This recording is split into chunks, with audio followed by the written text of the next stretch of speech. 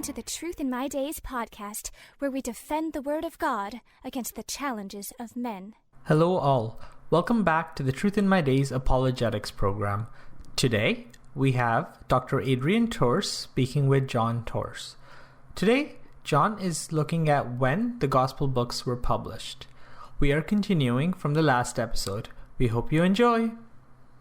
So certainly, attaching such late dates to the Gospel books as AD 55 and after, and appealing to oral tradition weakens the credibility of the Gospel books. And there is more. What is that? This schema opens the door for liberal skeptics, and for that matter, Muslim apologists. Dr. Shabir Ali is one who has forcefully acted on this.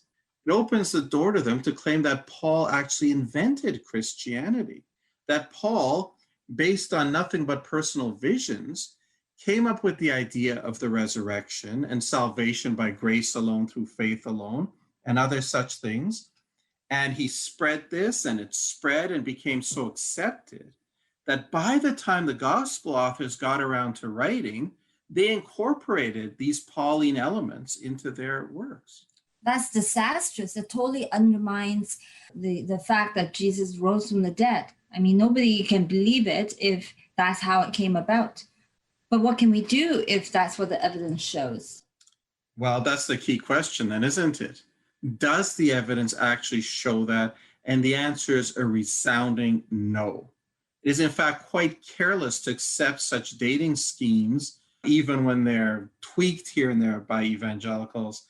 It is very careless to accept them instead of reviewing from ground up the actual evidence and reach our conclusions on that basis. So we've reached the point when we examine evidence, right? Right. So what is the evidence that bears on this question? There are actually two lines or two types of evidence for such a question, what we call internal evidence and external evidence. Can you explain that? Internal evidence is evidence that comes from what is stated within the writing itself, if indeed there are comments or statements within the document that allow us to narrow down the possible date of composition. For external evidence, there are different types. One is such things as the manuscripts themselves. You remember we mentioned how when that manuscript P52 was found, which dated at latest AD 135, it proved that the extreme late dating favored by liberal scholars was bogus, and they were forced to recant that. Well, so if you have a piece of hard evidence like that, that would set the latest possible date of composition of that writing at the year 135. However, this really doesn't help us because this is the oldest New Testament manuscript we have about there, so that really doesn't help us to set the dates. Unless, of course, we consider this one tiny manuscript fragment that was found among the Dead Sea Scrolls that a scholar named Jose O'Callaghan identified as being from the Gospel according to Mark. And he identified it after it was dated to the year AD 50 at the latest. Now, that would be very significant because it would set the latest date of composition from Mark as being the year AD 50. However, since almost all New Testament scholars reject this identification, they say it wasn't really from Mark, so I'm not going to actually adduce that one. The other type is commentary or facts about the origins of the gospel books that were recorded by people in a position to know. There were actually a lot of Christian writers, leaders in the church, people we tend to call the early church fathers or church fathers, who wrote reams of commentary and other kinds of documentary evidence about the gospel books. And if they, who are in a position to know, because they might have known the apostles or known the gospel writers, what they say about how and when these books were written is quite definitive. And sometimes it's a combination. Sometimes one of these church fathers would comment on something in the text that helps to narrow down the dating. And we actually have a considerable amount of evidence both external, internal, and a combination for the dating of the gospel books. Shouldn't all this evidence settle the matter? It should. But remember, liberal scholarship was never about finding the actual answers, but about discrediting the New Testament. You remember F.C. Bauer simply waved his wand and proclaimed by fiat that the first gospel book was published exactly 100 years after Jesus' death. So they're not really looking for the true answer. When they address the early church fathers' data at all, it is to disparage it, except in the rare cases where they think they can use it to help their case. You might remember when we talked about the testimony of Josephus, liberal scholars tried to discredit it by saying that Josephus was not a Christian, and he's not a Christian, and so he wouldn't write these things about Jesus. How did they know he's not a Christian? Well, they had to appeal to the early church fathers. So when it helps them, then the early church fathers are reliable, otherwise they're not.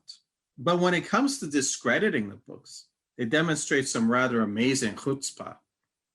I'm just wondering, since Bauer can just wave his wand and declare this and that, why can't people with the truth behind their claims wave a wand of truth and let people believe it?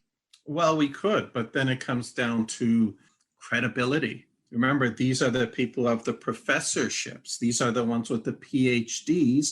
These are the ones who have doctor in front of their name. And unfortunately, that gives them a patina of authority.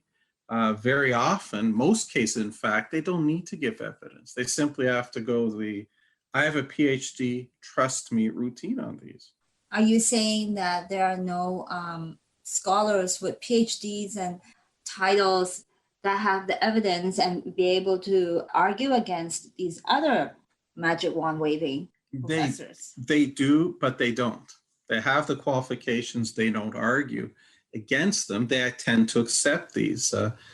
We'll go over this in more detail in another series. But the fact is the liberals got there first. The liberals gained control of these various institutions of higher learning, the universities, the seminaries. And we talked about that time in the Enlightenment where that was the desire among the intelligentsia. So once they're there first, the evangelicals who go to study are sitting under the teachings of these people. And these people are the ones with the PhDs. They're the ones you're paying money to hear. And you yourself don't actually know the facts. And so the tendency is just to accept it. And that's why, as we've been looking at the dating, we've seen in how many ways evangelicals tend to go along with what liberals have to say on these things and just don't challenge them. Okay, you did mention something about discrediting the books, demonstrating amazing chutzpah. How so? Well, there was a unanimous agreement among all scholars, even among the most extreme liberals, that the gospel according to Matthew was the first one written. The evidence for this is so strong that it was universally accepted. Even F.C. Bauer accepted it. There was no basis to challenge it. But certain manuscript discoveries in the 19th century opened up a very promising new means to undermine the resurrection of Jesus, but it would only work if the gospel according to Mark was the first one published. So all that large amount of evidence for Matthew being first was summarily dismissed. And in what was really short order, in an academic sense, Markan priority, the belief that Mark was the first one written, became scholarly orthodoxy. Now that was bad enough, but here's the chutzpah. As a bonus, once they decided Mark was first, they then turned and said, hey, look, the early church fathers got the order wrong, so we shouldn't really trust them on the rest of the things they say. What about the evangelical scholars? How did they utilize the evidence from the early Christians? Sadly, as I said, not as well as they should. In that seminary standard textbook that I mentioned earlier, the authors survey the possible dates for Mark. When they look at the 40s, there's no real mention about that. They do mention this little manuscript fragment I mentioned, 7Q5 from the Dead Sea Scrolls, and they simply write it off saying most scholars have contested it. And then they say, even if it were valid, it would prove only the existence of, at this date, of tradition that came to be incorporated into Mark. So here again, they're accepting that highly problematic view that Mark was not the direct eyewitness testimony of Peter. It was something based on earlier oral traditions floating around and developing. And so here, if you had this actual piece of external evidence, this manuscript, they say, well, it would only prove the existence of the traditions. Well, really, we have no evidence for supposed traditions floating around beforehand, let alone being written down. We do have evidence for the gospel according to Mark. So why would they take this piece of evidence and redefine it into something that's not known ever to have existed, written traditions? Unfortunately, this is one of those things that a famous doctor once said, the very powerful and the very stupid have one thing in common. They don't alter their views to fit the facts. They alter the facts to fit their views. And I don't think this applies only to the very powerful and the very stupid. I'm not accusing them of that. It's just a human tendency. Okay? We know of Mark. We don't know of written traditions that came to be incorporated in Mark.